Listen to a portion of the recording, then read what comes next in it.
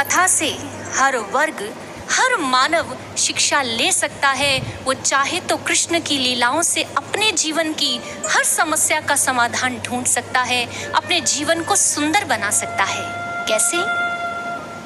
एक युवा इस कथा को क्यों सुने? युवा जो वायु का विपरीत शब्द है, वायु जिसकी गति को पकड़ना सहज नहीं, लेकिन कहना होगा कि आज वो वायु प्रदूषित हो गई है। रिसर्चेस बताती हैं कि 50% से भी अधिक युवा आज किसी ना किसी डिप्रेशन के शिकार हैं। स्ट्रेस लेवल को हैंडल नहीं कर पाते, इम्पेशेंट हो गए हैं। ड्रग्स, पोर्नोग्राफी जैसे नशे में डूब चुका है आज का युवा। हाँ, मैं युवा हूँ, भारत का युवा, कर्णधार अगली उजली प्रभात का, पर अफसोस आज बन चुका हूँ हिस्सा इस गुलामी की रात का। चित्त पड़ी सब शक्तियाँ और वे स्वप्न जिन्हें कभी मैंने था गढ़ा, सिगरेट के छल्ले और शराब का नशा मुझको चढ़ा। अपनी ही जिंदा दिली की लाश पर मैं पाँव रखकर खड़ा हूँ, अपने स्वार्थ, अपनी महत्वाकांक्षाओं के घेरे में मैं सिमटा दुबका जी रहा हूँ। हाँ, मैं युवा हूँ, भारत का युवा। ऐसी स्थिति है आज के युवाओं की। चलिए चलते हैं कई हजार वर्षों पूर्व महाभारत की युद्ध भूमि में, जहां भगवान कृष्ण ने अर्जुन के रथ की बागडोर को थामा है। धर्म युद्ध के लिए अर्जुन सज्ज खड़ा है, लेकिन विपक्ष में जब अपने ही सगे संबंधियों को देखा तो अर्जुन की स्थिति कैसी हो गई?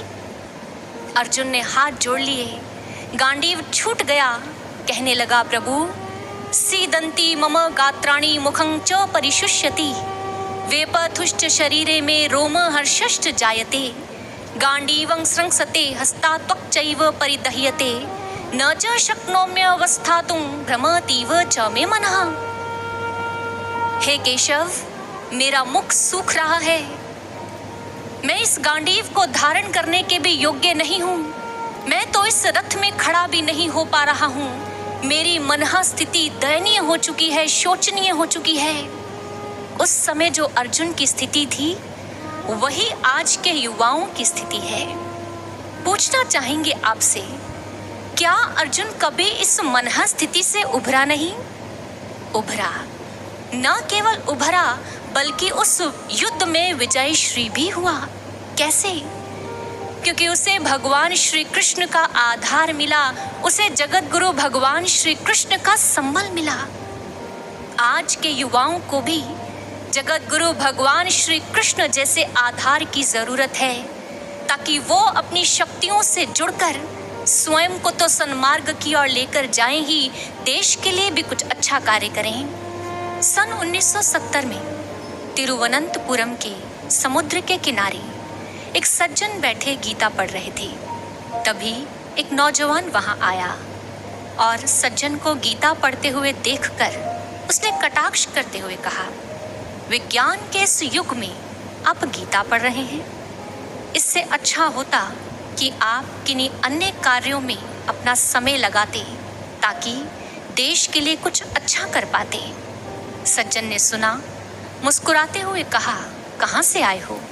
उसने कहा, मैं कलकत्ता से आया हूँ। भाभा एटॉमिक रिसर्च सेंटर में मैं अपना करियर बनाना चाहता हूँ। सज्जन मुस्कुरा दिए और उठ खड़े हुए। उनके उठते ही 4 बॉडीगार्ड्स उनके पास आ गए। एक लंबी सी गाड़ी आकर उनके सामने खड़ी हो गई।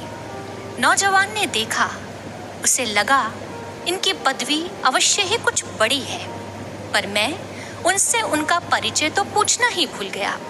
दौड़ता हुआ गया और उनसे उनका परिचय पूछा। सज्जन ने सहज भाव से कहा, मेरा नाम विक्रम साराभाई है। विक्रम साराभाई एक महान वैज्ञानिक हुए हैं। नौजवान ने जब यह सुना शर्मसार हो गया। विक्रम साराभाई ने उसकी पीठ को थपथपाते हुए कहा, भले ही महाभारत हो या आज का भारत, ईश्वर को कभी मत भूलना। विज्ञान को भी ज्ञान का संबल चाहिए, विज्ञान भी भगवान के बिना अधूरा है, समझे कुछ? और इतना कहते ही विक्रम साराभाई वहाँ से प्रस्थान कर गए। इसी बात को श्री महाराज जी बहुत सुंदर समझाते हैं। श्री महाराज जी कहते हैं कि एक मोटर में 2 अपेक्षित यंत्र चाहिए, पहला गतिवर्धक और दूसरा दिशा सूचक। निस्संदेह विज्ञान ने हमें गति प्रदान की है, लेकिन दिशा नहीं दे पाया, और दिशा नहीं मिली तो दशा बिगड़ने लगी। कृष्ण कथा मानव को दिशा देने आई है।